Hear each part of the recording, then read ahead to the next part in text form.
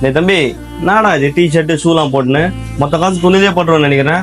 4 காசு சேர்த்து வைடா, கல்யாணம் ஆகணும். அண்ணா நீ எல்லாம் சொல்லாதண்ணே, எனக்கு காசு எப்படி சம்பாதிக்கணும் எப்படி செலவு பண்ணணும் எல்லாம் தெரியும் எனக்கு. நீ எதுவும் சொல்லாத எனக்கு.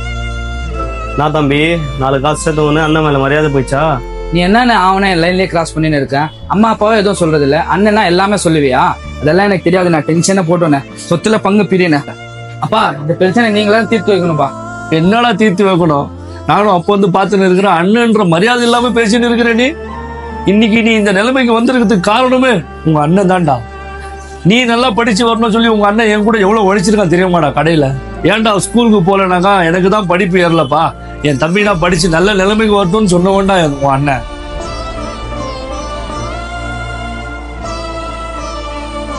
அவனுக்கே நீ கேள்வி கேட்குறியா? என்னடா காசு பணம் எத்தனை நாள்ரா வாழ்ந்துருவான் அந்த காசுல? அண்ணன் தம்பின்ற உறவு வாழ்க்கையில ஒரு முறை தாண்டா வரும், போனா மறுபடியும் வராது. இருக்கும்போது ஒன்னா வாழ கத்துக்குங்க. இந்த உலகத்துல அப்பா அம்மா போன அப்புறம் எல்லாத்துக்கும் அப்பா சாணத்துல இருக்கிறது அண்ணன் தான்டா.